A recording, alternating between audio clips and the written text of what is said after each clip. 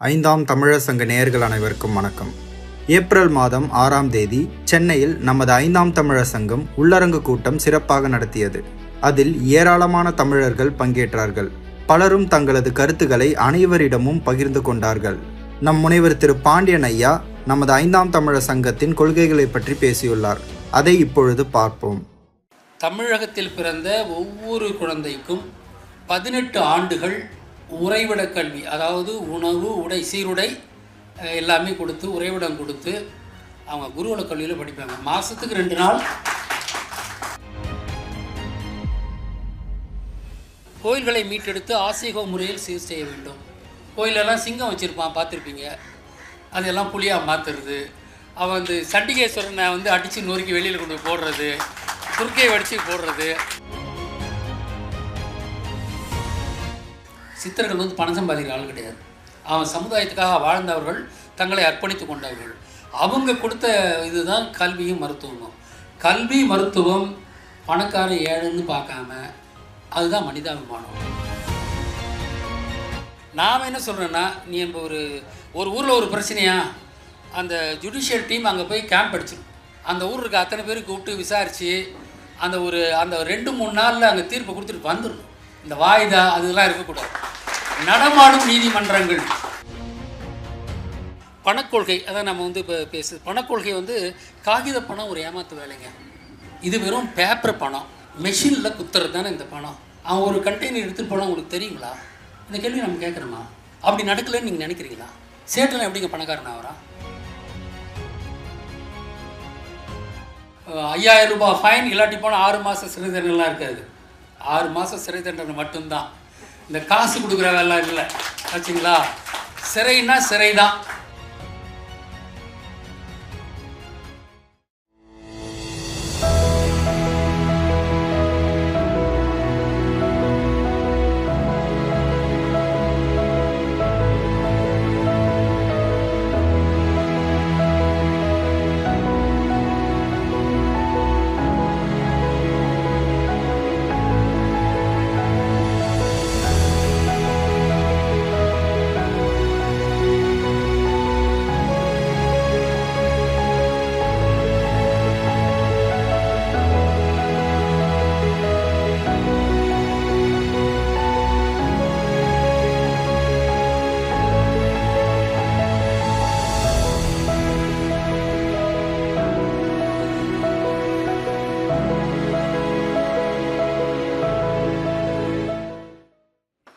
அகர முதல எழுத்தெல்லாம் ஆதி பகவன் முதற்றே உலகு. ஆதி பகவனான சிவனையும் அறம் பேரன்பை சாற்றிய ஆறுமுகனான முருகனையும் கலியுக நாயகனான கல்லழகரான திருமாலையும் முத்தமிழுக்கு முச்சங்கம் அமைத்து அவர்களின் ஆசியுடனும் ஆதி பகவன் சங்கம் அமைத்து அக்னி தேவன் அடியெடுத்து அகத்தியன் தொட்டிலிட்டு கருத்தினர் பெயர் சூட்டி திருமால் தாளாட்டி வளம் பெற வளர்ந்த வரமாய் வந்த மொழி அன்னை தமிழை அடிதொட்டு வரலாற்றின் வழிமாறிய வாழ்க்கை தடத்தை விழித்திறந்து விழிப்படைய செய்ய தன் வாழ்நாளின் பெரும் பகுதியை தன் இனத்திற்காக அர்ப்பணித்து அளப்பெரும் பணியான 20000 ஆண்டுகால மானுட வரலாற்றையும் நமது கடவுளர்களின் மெய்யியலையும் தன் தனித்துவமிக்க சொல்லாய்வின் மூலம் துல்லியமாக மீட்டெடுத்து கொடுத்து கொண்டிருக்கும் சொல் வித்தகரும் தமிழ் சிந்தனையாளர் பேரவை மற்றும் 5ஆம் தமிழ் சங்கத்தின் நிறுவனருமான திருமிகு டாக்டர் பாண்டியன் ஐயா அவர்களின் தலைமையில் இந்த சென்னை பொதுக்கூட்டத்திற்கு வருகை தந்திருக்கும் உங்கள் அனைவரையும் 5ஆம் தமிழ் சங்கத்தின் சார்பாக வருக என்று வரவேற்று மகிழ்கிறோம்.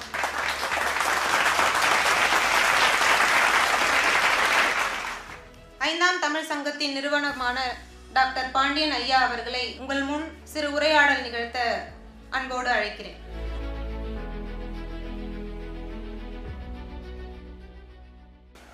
அடிப்படையான கொள்கை நம்மளது தமிழ்நாட்டை தமிழர் தான் ஆள வேண்டும். 1336 விஜயநகரம் வந்தது. அன்னையிலிருந்து இன்னைய வரைக்கும் தமிழன் தமிழ்நாட்டை ஆளவில்லை. அந்த விஜயநகர ஆட்சியை ஏற்படுத்தினது யாருன்னா வித்யாரண்யன்ற உடுப்பி பிராமணன் தான். அவன் தான் அந்த 2 பேரை ஹரிஹர புக்கரை அனுப்பி வச்சவனே அவன் தான். அந்த படம் கூட நான் போட்டு காமிப்பேன். அவங்க இது பண்ணுற மாதிரி அவன் படம் போட்டு வச்சுருக்கான். அவங்க அனுப்பி வச்சு தான் இங்கே தமிழ்நாட்டை ஆட்டிக்க. அன்னைக்கு நாம் விட்டதுங்க இன்னைய வரைக்கும் தமிழ்நாட்டை தமிழ் ஆளலை. வந்தேரிகள் தான் ஆண்டுகிட்டு இருக்கிறாங்க. நடுவில் வெள்ளைக்காரன் ஆண்டான். இன்னை வரைக்கும் நம்மளால் கிட்ட போக முடியல. ஸோ இவ்வளோ பெரிய சதி. ஏன்னா இதெல்லாம் அவங்க செய்கிறது இல்லைங்க, பிராமணன் செய்கிறது தான்.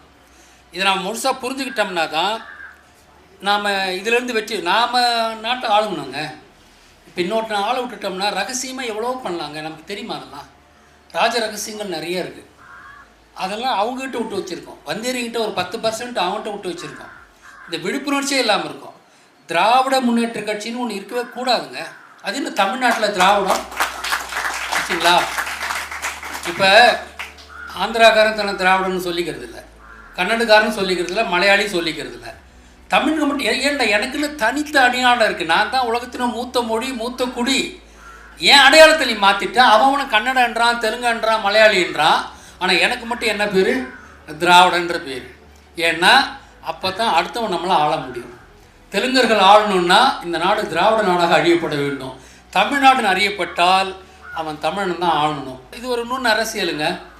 திராவிட நாடுன்னு பேர் வச்சதே ஒரு நுண் அரசியல். இது வெங்காயம் செஞ்சது தான் இதெல்லாம். அது நம்ம நம்ம நம்ம வாயிலே நம்மளை திராவிடத்தை பேச வச்சாங்க பாருங்கள். 10% தான் இருக்கிறாங்க. அப்போ அவன் தமிழ்நாடு எங்கே போச்சு? இன்றைக்கி திராவிட நாடாகி போச்சு. திராவிட நாடாகி போச்சுன்னா தெலுங்கர்கள் ஆளலாம். இப்போ அதுதான் இந்த மாதிரியான இனிமேல் திராவிட நாடுன்னு பேசுகிறதே நம்ம இனிமேல் யாரோ பேசுகிறா கூட பின்னோட்டங்கள்லாம் போட்டு நம்ம சாட ஆரம்பிக்கணும். நம்ம அது போல வச்சு. அதனால் தமிழ்நாட்டை தமிழன் தான் ஆள வேண்டும். தமிழ்குடியில் பிறந்த தாய்க்கும் தமிழ் குழந்தை பிறந்த தந்தைக்கும் பிறந்த ஒரு தமிழன் தான் தமிழ்நாட்டை ஆள வேண்டும். அது ஒரு இது. அடுத்தது தமிழர்கள் அவர்கள் தம்முடைய குடிப்பட்டத்தை பெயரோடு சேர்த்துக்கொள்ள வேண்டும். ஏன்னா இது அதாவது ஜாதின்றது இவங்க சொன்ன மாதிரி. ஏன்னா அவ்வளோ கேவலப்படுத்தி சீமான் கூட அது சாணி அதை நான் முயற்சிட்டேன் உதறிட்டு வா அப்படின்னு சொல்லுவார் அவர். ஆனால் இது எல்லாமே தெலுங்கர்கள் ஆண்டுக்கிட்டு இவங்க பண்ணுற வேலை தாங்க. ஜாதி பட்டம் போட்டுக்கிறதெல்லாம் தப்பில்லை. ஏன்னா அது உன்னுடைய வரலாறு சொல்கிறது. நீ யார் என்னன்றது அந்த வரலாறு அதில் தாங்க இருக்குது. நீங்கள் இப்போ மல்லர்னா அவங்க இலங்கையிலேருந்து தமிழ்நாட்டில் குடியேறிய அவங்களும் தமிழர்கள் தான். அங்கேயும் தமிழர் தான், இங்கேயும் தமிழர் தான். அப்போ இந்த கள்ளர் இந்த ஊரில் இருந்தவங்க. கள்ளர் அப்போ 2 பேரும் விவசாயிங்க. 2 பேரும் கருப்பாக இருப்பாங்க. ஏன்னா 2 பேரும் வயலில் விவசாயம் பண்ணாததால் கருப்பாக இருப்பாங்க பை அண்ட் லார்ஜ். ஆனால் இவங்களுக்கு கல்லுனாலும் கருப்பு, அங்கே மல்லுனாலும் கருப்பு. அப்போ இந்த ஊரில் விவசாயிக்கு கள்ளன்னு பேர். இலங்கையிலேருந்து தாமிரபரணி ஆற்றில் விவசாயம் செய்ய வந்தவனுக்கு மல்லன்னு பேர். அப்போ ஜாதின்றது பேருன்றது சாதாரணம் இல்லைங்க. வரலாறை தாங்கி நிற்கிற அது ஒரு சொல்லாடல். அதை ஏன் நீங்கள் போடணும்? இதில் இங்கே யாரும் உயர்ந்தவர் தாவரெல்லாம் கிடையாதுங்க.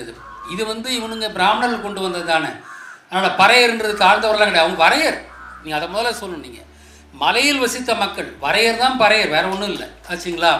அது மாதிரி ஒவ்வொரு சாதியும் தொழில் சாதி, ஐந்தனை சாதிகள்ன்ற மாதிரி இருக்குது. மீனவர் ஆச்சுங்களா? அந்த மாதிரி ஒவ்வொரு இது திணை சாதிகள். திணை சாதி தான் பறையெல்லாம் திணை சாதியில் வரும். மற்றதெல்லாம் ஆசாரி, பொற்கொல்லன், இந்த மாதிரி இவங்கெல்லாம் பார்த்தீங்கன்னா தொழில் சாதியில் வருவாங்க. அப்போ இது 2 வகை தான் சாதி. ஒன்று திணை சாதிகள் இருக்கும், இல்லாட்டி போனால் தொழில் சாதிகள் இருக்கும். இதுதான். அதனால் இது என்னென்னா இப்போ எலிசபெத் டெய்லருங்க, பெரிய நடிகை, பியூட்டி கியூன்னு சொல்லுவாங்க. டெய்லர்னா என்னங்க? அவங்க டெய்லர் குடியில் பிறந்தவங்க. ராபின் ஸ்மித் அப்படிம்பாங்க. ஸ்மித்துன்னா இரும்படிக்கிறவன்னு பேருங்க. கோல்ட் ஸ்மித்து அப்படிலாம் சொல்லுவாங்களே. ஸ்மித்துன்னா உலோக தொழில் பண்ணுறவன்னு பேர். கார்பெண்டர் அப்படிம்பாங்க. நிறைய இங்கிலீஷ் பேரில் கார்பெண்டர்னு இருக்குங்க. இது உலகம் பூரா இருக்கிறது. இது என்னமோ நம்ம ஊரில் மட்டும் இருக்கிற மாதிரின்னு ஜாதி வேணான்னு சொல்லிட்டு. ஏன்னா அவன் ஏன் சொன்னான்னா, தெலுங்குகளுக்கு ஜாதி இருக்குது, நாயுடுன்னு அறியப்பட்டான். அப்போ சாதி இல்லைன்னு சொன்னால் அவன் பட்டத்தை அவன் போட்டுக்க வேண்டியதில்லை. எப்போ அவன் பட்டத்தை போட்டுக்கலையே அவன் தமிழன் ஆயிடுறாங்க. அதாவது நீயும் பட்டம் போட்டுக்கல, அவனும் பட்டம் போட்டுக்கல. அப்போ அவன் இப்போ வழியாக நான் இந்த நாயுடுன்னு சொல்லிக்கிட்டே இருந்துட்டு இன்றைக்கி அவன் இப்போ வை கோபால்சாமி நாயுடு, ஆனால் வைகோன்னு தான் நம்ம கூப்பிட்றோம். வைகோன்னு கூப்பிட்றப்ப அவன் தமிழன் ஆயிடுறான். இதுதாங்க அந்த 10% ஆளுங்க இந்த வெங்காயம்லாம் சொல்லி சாதி வேணாம், சாதி இழிவுன்னு சொல்லி நம்ம வரலாறு சுத்தமாக அழிக்க பார்த்தானுங்க. இப்போ அதை தான் நாம் மீட் எடுத்துக்கிட்டு இருக்கோம். இதில் நம்ம பட்டங்களை போட்டுக்கிறதன் மூலமாக நாம் யாருன்ற ப்ரூவ் பண்ணுறோம். ஏன்னா இது அவசியம். நாளைக்கே உங்களுக்கு எல்லாம் பட்டம் இல்லாமல் போயிடுச்சுன்னா பட்டம் வச்சுட்டு ஒன்று கேட்பான், நீ யாரான்னு கேட்பான். அடையாளமே இருக்காது நமக்கு ஆச்சுங்களா? இந்த மண்ணுக்கு நான் தான் சொல்கிற காரணத்துக்கு சொல்லவே முடியாது. நம்ம எனக்கு நான் என்னென்னா, நான் என்னுடைய தொழில் குடி அல்லது என்னுடைய திணைக்குடி இது இவன் தான் நான் சொல்கிறதுக்கு அடையாளங்க இது, தப்பே கிடையாது. ஆனால் அவன் தெலுங்க பிராமணன் நம்மளை வந்து ஆண்டான்றதுக்காக, அவனுடைய அடையாளம் நமக்கு தெரியக்கூடாதுன்றதுக்காக நம்ம அடையாளத்தை மறைக்க வச்சான். இதுதான் திராவிடத்தினுடைய வெற்றி. நாம் வந்து இன்றைக்கும் கூட நமக்கு ஜாதி பட்டம் போட்டுக்கிறது வழக்கமே வரலைங்க. நம்ம சொல்லிக்கிட்டு இருக்கோம் போட்டுங்க அப்படின்னு சொல்லிக்கிட்டு இருக்கோம். அதை நம்ம இனிமேல் பதிவு பண்ணிக்கலாம். நம்ம அது வந்து நம்முடைய வரலாறு சொல்கிறது அது இருக்கணும் அப்படின்றது. அடுத்தது கல்விக் கொள்கை நம்மளது, அதான் முக்கியமான கொள்கையேங்க. தமிழகத்தில் பிறந்த ஒவ்வொரு குழந்தைக்கும் 18 ஆண்டுகள் உறைவிட கல்வி, அதாவது உணவு, உடை, சீருடை எல்லாமே கொடுத்து, உறைவிடம் கொடுத்து அவங்க குருகுல கல்வியில் படிப்பாங்க. மாதத்துக்கு 2 நாள் பிள்ளைங்களாம் மாதத்துக்கு 2 நாள் அவங்க அப்பா அம்மா வீட்டுக்கு அனுப்பி வைப்போம். அனைத்து குழந்தைகளும் ஒரு குருகுலத்தில் படிச்சுட்டு 18 ஆண்டு படிச்சுட்டு மாஸ்டர்ஸ் டிகிரியோட வெளியே வந்தாங்கன்னா அனைத்து குழந்தைகளும் அந்த சமுதாயம் எப்படி இருக்குன்னு பாருங்கள். அந்த சமுதாயம் திருத்தம் தேவைப்படுமா, அது வந்து தவறான வழியில் போகுமா? அதுவும் குருகுல கல்வியில் படிச்சுட்டு வந்தாங்கன்னா நம்முடைய கொள்கை அதுதாங்க. நாம் வந்தோம்னா கல்விக்கு மிக மிக முக்கியத்துவம் கொடுப்போம். உணவு, சீருடை, உறைவிடத்தோட அனைத்து மாணவர்களுக்கும் நாம் வந்து கல்வி கொடுப்போம். ஒரே சீரான கல்வி கொடுப்போம். ஏன்னா இன்றைக்கி தொழில்நுட்பம் வந்துருச்சு, அனைவருக்கும் ஒரே சீரான கல்வி கொடுக்க முடியும். ஏன்னா முன்ன வந்து இது இட்ஸ் நாட் டீச்சர் டிபெண்ட். நீங்கள் இது தயாரிச்சிருங்க, ஆடியோ விஷுவல் நீங்கள் கொடுத்துருங்க. வாத்தியாருங்களை வந்து ஒன்லி மானிட்டரிங் த ஸ்டூடெண்ட்ஸ், அவ்வளோதான். அவன் பாடம் நடத்த மாட்டாங்க. இதுவே இப்போல்லாம் எவ்வளோ வந்து போச்சு. ஆடியோ இதெல்லாம் நான் இதுதான் பண்ணிக்கிட்டு இருக்கேன். ஆர்டிஃபிஷியல் இன்டெலிஜென்ஸ் அது பண்ணுவோம். அதுதான் நம்முடைய கொள்கையாக இருக்க போது அனைவருக்கும் ஒரே தரமான கல்வி இருக்கும் அப்படின்றது. இருமொழி கொள்கை நமக்கு தமிழும் ஆங்கிலமும் ரெண்டும் இருக்கணும், ஆங்கிலமும் இருக்கணும். ஏன்னா உலகத்தை ஒருமைப்படுத்த ஒரு மொழி வேணுமா இல்லைங்களா? ஆளாளுக்கு ஒரு மொழி பேசிக்கிட்டு இருந்தால் எப்படி நாம் வந்து உலகத்தை ஒருமைப்படுத்துறதுக்கு? அப்போ ஒரு மொழி தேவை. அந்த மொழியை நீங்கள் புதுசாக உருவாக்க வேணாம். அவன் கெட்டதுக்கு பண்ணானோ என்னவோ வந்து உலகமெல்லாம் காலனி ஆதிக்கம் கொண்டு வந்து கிட்டத்தட்ட ஒரு 75% உலகத்துடைய மக்கள் வந்து ஆங்கிலம் ஓரளவுக்கு புரிஞ்சவராக இருக்காங்க. அப்போ நாம் வந்து உலகத்தோடு இப்போ எல்லாம் இப்போ நெட்லலாம் எதுங்க வருது, ஆங்கிலம் தானே வருது. நிறைய செய்திகள் நம்ம ஆங்கிலத்தில் தானே கிடைக்குது. நம்ம அப்போ ஆங்கிலம் நம்முடைய இன்னொரு மொழியாக நம்ம ஏற்றுக்கணும். அப்படி இருமொழி கொள்கை இருக்குது. நம்முடைய மருத்துவ முறையை வந்து பார்த்திங்கன்னா காம்போசிட் மெடிசன்றேன். அதாவது என்னென்னா இது இயற்கை மருத்துவம், அது வந்து எந்த மெடிசனும் இல்லைங்க. நேச்சுரோபதின்றது வந்து இப்போ வந்து ஃபுட் பாய்சனிங்கா, வாந்தி எடுத்துகிட்டு இருக்கான், பேதி போயிட்டுருக்கா, வெறும் ஐஸ் தண்ணி கொடுத்து சரி பண்ணிடலாங்க, அவ்வளோதான். வேறு எந்த மெடிக்கேஷனும் தேவையில்லை. அது நான் அனுபவத்திலே நான் உணர்ந்த ஒரு இதாக தான் நான் சொல்லிகிட்டு இருக்கேன். அது வந்து எதை எப்படி பண்ணால் இயற்கையாகவே நிறைய மருத்துவங்களை நம்ம முடிச்சிடலாங்க. நீங்கள் மருந்து போட வேண்டியதெல்லாம் ஒன்றும் இல்லை. ஸோ முதல்ல நம்மளதில் வந்து இயற்கை மருத்துவம் இருக்குது. அப்புறம் ஹோமியோபதி நம்ம எடுக்கிறோம். அதுவுமே வந்து நஞ்சை நஞ்சால் கொல்வது தான். ஆனால் அவங்க ரொம்ப மைன்யூட் பாய்சன் தான் கொடுக்குறாங்க. அதன் மூலம் ஹோமியோபதி சக்ஸஸ்ஃபுல் மெடிசன் தான், அது நமக்கு தெரியும். அப்புறம் அது ஹோமியோபதி முருகனே பண்ணியிருப்பாரோன்ற நம்பிக்கை எனக்கு இருக்குங்க. ஏன்னா இதெல்லாம் புதுசெல்லாம் எதுவும் கிடையாதுங்க. விஞ்ஞானம் கொண்டு இவனுங்கெல்லாம் காப்பி அடித்து தான் கொண்டு வந்திருக்காங்க. அழித்த மாதிரி அழிச்சிட்டு இப்போ திருப்பி இவனு கொண்டு வர மாதிரி கொண்டு வந்திருக்கானுங்க. ஹோமியோபதி தான் ஹோமியோபதினு வந்திருக்குன்னு நினைக்கிறேன். அந்த முறையும் முருகன் உருவாக்கி இருப்பதற்கு வாய்ப்பு இருக்கிறது. அப்புறம் அக்குபஞ்சர்ன்றது, அது வந்து தொடு மருத்துவம்ன்றது, சித்த மருத்துவம். கடைசியாக அலோபதி. எதை கீழே விழுந்துட்டீங்க, காலை முடிஞ்சு போச்சு, உடனே எதை கொடுக்கணுன்னா தான் அலோபதிக்கு வரணும். ட்ராமா மெடிசன் நான் சொல்கிறேன். அதுக்கு வாழ்க்கையில் ட்ராமா வரும்போது மட்டும்தான் அலோபதிக்கு போகணும். மற்றதெல்லாம் மற்ற மருத்துவ முறைகளில் இந்த ஆர்டர் ஆஃப் மெரிட். இப்போ நீங்கள் டாக்டரேட் நம்ம கொள்கை என்னென்னா, நாம் வந்து அவுட் பேஷண்ட் வார்டில் வந்து அனைத்தும் அறிந்த டாக்டர் தான் உட்காந்துருப்பான். அலோபதி டாக்டர் உட்காந்துருக்க மாட்டான். அவனுக்கு எல்லாம் தெரியும். முதல்ல அவுட் பேஷண்ட் வார்டில் வந்து பார்க்கும்போது அவன் பார்த்துட்டு இவன் எந்த டிபார்ட்மெண்ட்டு போகணுன்னு அந்த டாக்டர் தான் அனுப்பி வைப்பான். நீ இயற்கை மருத்துவம் போ, நீ இது போன்னு பிரித்து வச்சுருவாங்க. ஸோ அந்த மாதிரி நம்மளது வந்து காம்போசிட் மெடிசன் தான் நமக்கு இருக்க போகுது. அது இலவய மருத்துவம். அதாவது கல்வி மருத்துவம் நமது சித்தர்கள் வழங்கியது. சித்தர்கள் வந்து பணம் சம்பாதிக்கிற ஆள் கிடையாது. அவன் சமுதாயத்துக்காக வாழ்ந்தவர்கள், தங்களை அர்ப்பணித்து கொண்டவர்கள். அவங்க கொடுத்த இதுதான் கல்வியும் மருத்துவமும். கல்வி மருத்துவம் பணக்கார ஏழைன்னு பார்க்காம அதுதான் மனிதாபிமானம். ஒருத்தன் எனக்கு வந்து ஒரு எயில்மெண்ட் இருக்குது, என் ஹார்ட்டு தான் முக்கியம், ஒரு ஏழையோட ஹார்ட்டு தான் முக்கியம் ஆச்சுங்களா. நான் போய் 2 லட்ச ரூபா கொடுத்து ஹார்ட் சர்ஜரி பண்ணிக்க முடியும், ஒரு ஏழையால் பண்ணிக்க முடியாது. அந்த சமூகம் வாழத்தகுந்த சமூகம் அல்ல. எல்லாருக்குமே அடிப்படை வசதிகள் கொடுக்கப்படணும். அதுதான் நம்முடைய கொள்கை. எல்லா மனிதனும் என்ன இப்போ இருங்க, நம்ம வந்து ஒரு பெரிய குடும்பமாக நான் பார்க்குறேன். நான் ஒவ்வொரு உலகமே அப்படி தான் இருக்கணும். நாம் அனைவரும் ஒன்று தான், எல்லோரும் மனிதர்கள் தானே. அப்போ எல்லோரும் சுகமாக வாழணும் அப்படி இருக்கிறது தான் நம்முடைய ஐடியா. இருக்கும்போது இந்த ஒரு பக்கம் பொருள் சேர்த்து போகிறதெல்லாம் நமக்கு இது இல்லை. அந்த சோஷியலிஸ்டிக் செட்டப் தான் நமக்கு வேணும். கம்யூனிஸ்ட் சிஸ்டம் இல்லைங்க, சோஷியலிசம். அப்புறம் பாடப்புத்தகத்தில் முருகன் கண்ட விஞ்ஞானம் மட்டும் இல்லை, கடவுள் கண்ட விஞ்ஞானங்கள் இணைக்கப்பட வேண்டும். இப்போ சொல்லிக் கொடுக்குற மாதிரி இல்லாமல் வச்சுங்களா. எனக்கே குவாண்டம் தியரின்றது அந்த சொல் என்னை ரொம்ப அப்படியே மண்டையை பொழந்துக்கிட்டு இருந்ததுங்க நான் படிக்கும்போது. குவாண்டம் தியரின்னே அது மண்டையில் ஏற, அது ஒரு மாதிரி ஒரு குவாண்டம் தியரி என்னன்னு எனக்கு புரியுது, அந்த பேர் எனக்கு புரிய மாட்டேங்கிடுச்சு. இப்போ பார்த்தீங்கன்னா அது குண்டான் தேரிங்க, அது குண்டான் தேரி தான் குவாண்டம் தேரி, புரியுதுங்களா? பேக்கெட்டாக எனர்ஜி வருதுன்றாங்க, குண்டானா வருது.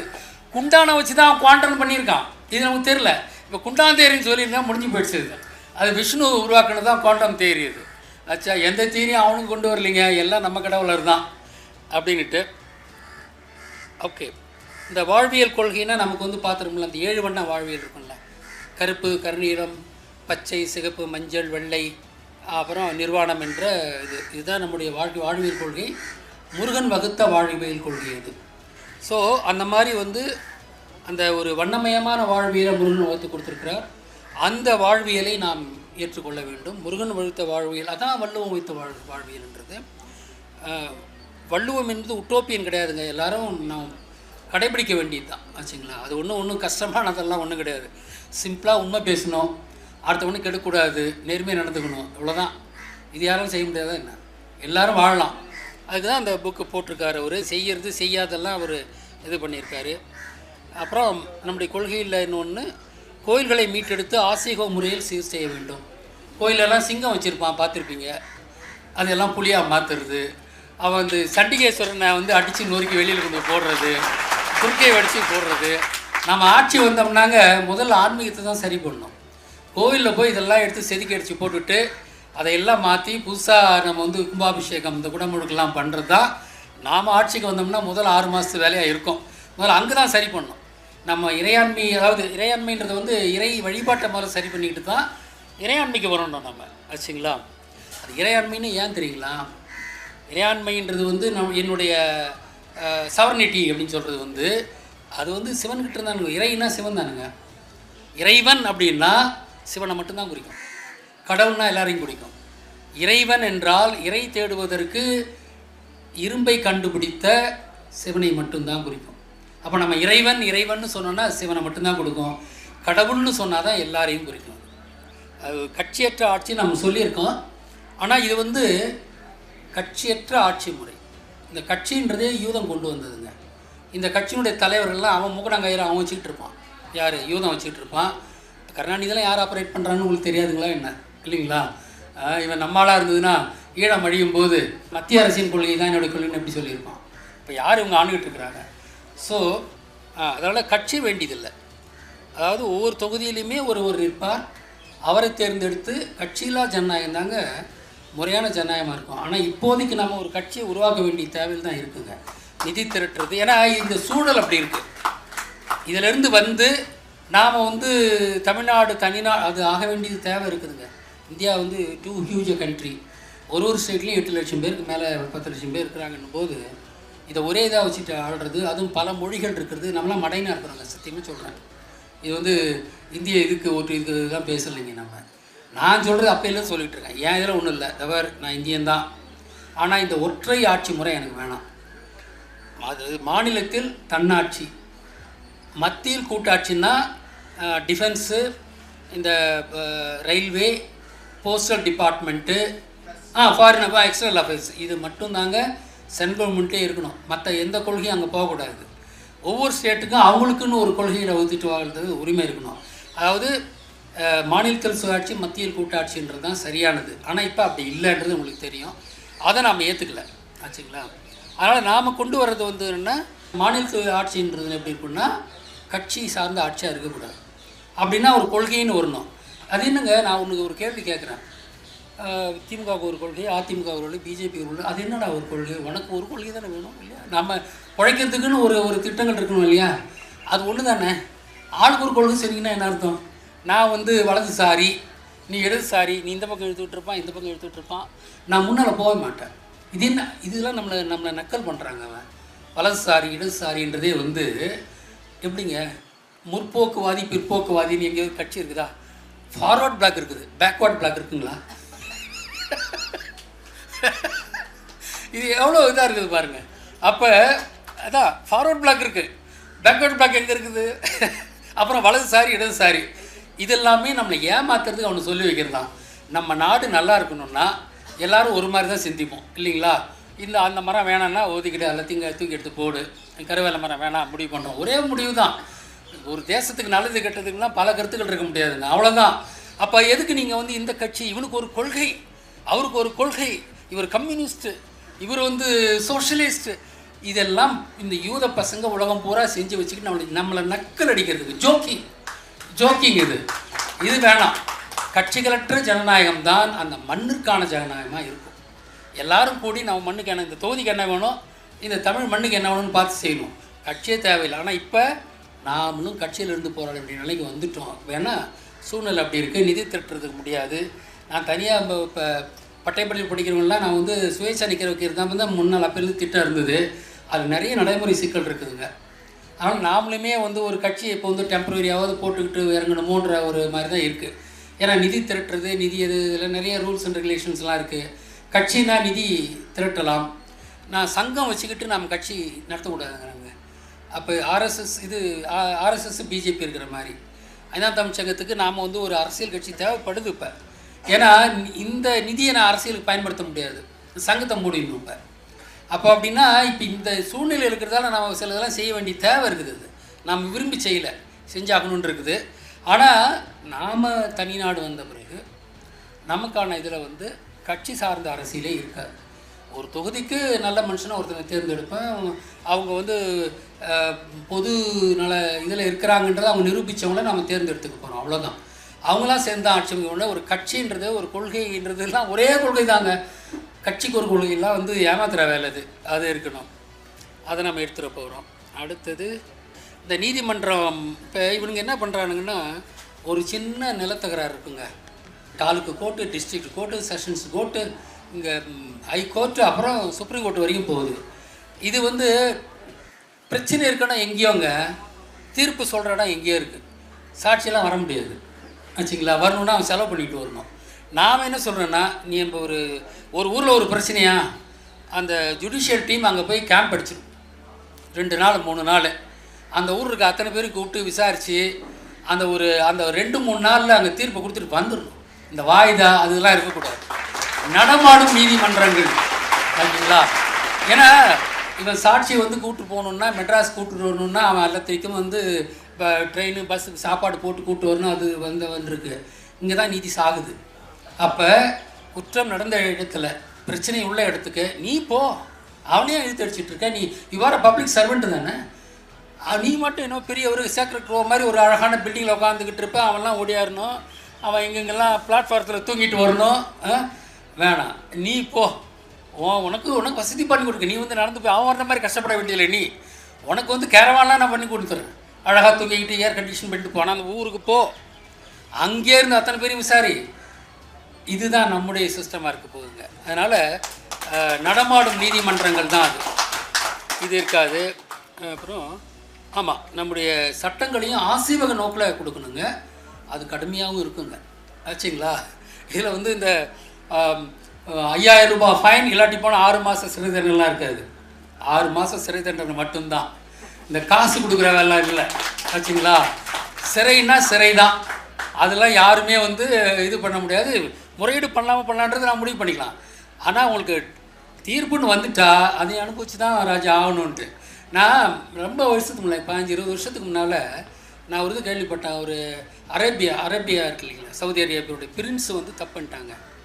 இளவரசன் தப்பு பண்ணிட்டான். அவனை வந்து அவங்க வந்து தலையை வெட்டுவாங்க, முச்சந்தியில் வச்சு தான் தலையை வெட்டுவாங்க. கடைசியில் அவங்க வீட்டில் வந்து அது செய்யலை. ஆனால் இது சமூக ஒரு புரட்சியாக எடுக்குது. உனக்கு ஒரு சட்டமா, பொதுமக்களுக்கு ஒரு சட்டமான்னுட்டு கடைசியில் அதுக்கு அந்த அரசு தலைப்படிஞ்சு முச்சந்தியில் வச்சு தங்க வாளால் அவனை வெட்டுறது வந்து 20-25 வருஷம் இருக்குங்க. அது ஒரு பெரிய செய்தியாக வந்தது. அது மற்றவங்கெல்லாம் கொஞ்சம் வயசானவங்களுக்கு கேள்விப்பட்டிருப்பீங்கன்னு நினைக்கிறேன். நான் அதை படித்து நான் வியந்து போனது உண்டுங்க. அதான் ஷரியாத்து லான்னு சொல்லலாம், தெரியுங்களா? அது தமிழ் சொல்லுங்கள். சரியான நான் லா தான், நான் தான் லா அப்படி வருது. சகுனி நாவலேருந்து வந்தது. இது சரியான சட்டம் என்பது இதுதான். தப்பண்ணியா ஒரு ஒரு ஒரு இதுக்கு ஒரு தண்டனை இருக்குது, அது எல்லாரும் எடுத்துக்கணும். அந்த இளவரசன் வந்து கழுத்து வெட்டி கொல்லப்பட்டான் தங்க வாளால் ஆச்சுங்களா. இது நடந்தது. ஸோ இது வந்து ஆளுக்கு ஒரு சட்டம் இல்லாமல் எல்லோருக்கும் ஒரே சட்டம் அப்படின்றத கொண்டு வரணும். இதில் வந்து விதிவிலக்கெல்லாம் இருக்கக்கூடாது, யாராக இருந்தாலும். அப்படி இருந்தால் தான் அது மண் சிறக்கும். அப்புறம் குழப்பம். ஆமாம், சட்டத்தை ஆசிர்வாத நோக்கில் சீரமைப்பது. பணக்கொள்கை, அதான் நம்ம வந்து இப்போ பேசுது. பணக்கொள்கை வந்து காகித பணம் ஒரு ஏமாத்து வேலைங்க. இப்போ இந்தியாவில் பணம் அடிக்கிறாங்க, யார் அடிக்கிறாங்க? நாசிக்கில் இதுன்னு சொல்லிக்கிறாங்க. யார் மேற்பார்வை அடிக்கிறாங்க? இது வெறும் பேப்பர் பணம், மெஷினில் குத்துறது தானே இந்த பணம். அவன் ஒரு கண்டெய்னர் எடுத்துகிட்டு போனால் உங்களுக்கு தெரியுங்களா? இந்த கேள்வி நம்ம கேட்குறோமா? அப்படி நடக்கலைன்னு நீங்கள் நினைக்கிறீங்களா? சேட்டெல்லாம் எப்படிங்க பணக்காரன் ஆகிறான்? சேட்டு நல்லவனா? பக்கா ஃப்ராடு. ஆனால் அவன் எப்படிங்க பணக்காரனாக இருக்கான்? எல்லா சேட்டும் பணக்காரனாக இருக்காங்க, பிராமணரும் மறைமுகமாக பணக்காரனாக தான் இருக்கானுங்க. அப்போ எப்படி நடக்குதுங்க? இவங்க வந்து அச்சடிக்கிற இடத்துல ஒரு கண்டெய்னர் தூக்கிட்டு போயிட்டு அவங்களுக்கு தெரியுமா? அப்போ இவனுங்கெல்லாம் சொத்து சேர்ப்பானுங்க, இன்ஃப்ளேஷன் வரும், நம்மளால் ஒரு சின்ன பொருளை கூட வாங்க முடியாது. ஏன்னா அவங்க நிறைய பணம் இருக்குது. நீ வாங்க நினைக்கிறதுலாம் அவன் வாங்கி போட்டுடுறான், விலை கூடி போயிடுது. உனியோ சம்பாரிச்சு ஒரு சின்ன பொருள் கூட வாங்க முடியல. இதுதான் இன்ஃப்ளேஷன்றது. அப்போ காகித பணம் இருக்கக்கூடாதுங்க. தாமிரம், வெள்ளி, தங்கம், இதுதான் நமக்கு பணக்கொள்கை. இதுதான் இருக்கணும். அதனுடைய மதிப்பும் அதனுடைய உண்மையான அந்த இது காயின் ப்ரைஸும் ஒன்றா தான் இருக்கணும். அப்படி தான் நம்ம வைக்கணும். இன்ஃபேக்ட் நான் என்ன சொல்லுவேன்னா, 1 gram, 2 gram, 5 gram, 10 gram, 20 gram, 50 gram, 100 gram தான் இருக்கணும். கிராமுக்கு தான் விலை. அந்த கிராமுக்கு அன்னைக்கு என்ன ரேட்டு, வெள்ளிக்கு இன்றைக்கி என்ன ரேட்டு, அதை வச்சு தான் நீ ட்ரேட் பண்ணணும். அதை வந்து கிராம் கணக்கில் தாங்க நம்ம பணத்தை கொடுக்கணும். அன்னைக்கு ட்ரேடிங் ரேட் எவ்வளோன்றது நம்ம வந்து தினந்தோறும் காலையிலே 6 மணிக்கே அறிவிச்சிருவாங்க. அடுத்த நாள் காலையில் 6 மணி வரைக்கும் அந்த ரேட்டு தான். அதை வச்சு தான் நீங்கள் கடையில் பொருள் வாங்குறதோ நீங்கள் எது பண்ணுறதோ பண்ண முடியும். ஸோ அப்படி கொண்டு வரணும். காகித பணம் உலகத்தை ஏமாத்துகின்ற பணம், அது யூதனின் பணம் ஆச்சுங்களா. அது யூதனின் பணம். நம்முடைய ரத்தத்தை அதை ஸ்ட்ரா போட்டு உறிஞ்சிக்கிட்டு இருக்கிறான் யூதன். இது ரொம்ப இது உலகளாவிய ஏமாற்று வேலைங்க இது. அதனால் நமக்கு காயின் பேஸ்டு பணக்கொள்கை தான் இருக்கணும். பேப்பர் கரன்சி முற்றா அகற்றணுன்றது தான் நம்முடைய உறுதியான கொள்கை ஆச்சுங்களா. அடுத்தது காற்று மற்றும் சூரிய ஆற்றலை கொண்டு இக்கோ ஃப்ரெண்ட்லி எனர்ஜி கிரியேஷன், அதை நாம் பண்ணணும். கல் இயற்கையாக நாம் இருக்கிறோம் இல்லைங்களா, தென்னங்கல், பனங்கல். அடுத்தது வைன், இது மட்டும் நம்ம அனுமதிக்கலாம். காய்ச்சின சாராயத்தை நிரந்தரமாக ஒதுக்கலாம். ஏன்னா நீங்கள் உடனே எல்லாம் ஒன்றுமே இல்லைன்னு சொல்லிட்டீங்கன்னா அது அன்சஸ்டைனபிளுங்க. அது உன்னை இதை குடிக்காதுன்னு சொன்னால் ஒரு மாற்றம் ஒன்று கொடுத்தா தான் ஆக முடியும். இது வந்து என்னென்னா, இதுனா சாறு, இது திராட்சை சாறு. இது இன்னொன்று வந்து மரத்துலேருந்து எடுக்கிற இது தான் அது. அதனால் அதை நாம் வந்து சொல்லிடலாம். நீங்கள் எதுவுமே நீங்கள் அந்த அளவுக்கு நீங்கள் இங்கேருந்து போனீங்கன்னா ஸ்டெப் பை ஸ்டெப்பாக போகணுங்க. ஒரேடியாக நீங்கள் மது விலக்குன்னு சொன்னீங்கன்னா அது முடியாது, இம்ப்ராக்டிகபிள். இது அவன் அடிக்டும் ஆகியிருக்காங்கன்ற மாதிரிலாம் இருக்கும். அவங்கள கொஞ்சமாக டீஹைட்ரேட் பண்ணணுன்றதால இந்த 3 திரவங்களை மட்டும் பருகலாம்ன்றது தான் என்னுடைய கொள்கையாக இருக்குது. அதான் இதோட நான் முடிச்சுக்கிறேங்க. வணக்கம், வாழ்க. மக்களாகிய நீங்கள் தரக்கூடிய நிதி உதவி 5ஆம் தமிழர் சங்கத்தின் வளர்ச்சிக்கு மிகவும் பயனுள்ளதாக இருக்கும். உங்களால் முடிந்த நிதியுதவியை அளிக்க விரும்புவோர் திரையில் காணக்கூடிய இந்த ஜிபே நம்பர் மற்றும் இந்த அக்கௌண்ட் நம்பருக்கு பணம் செலுத்தலாம். நன்றி, வணக்கம்.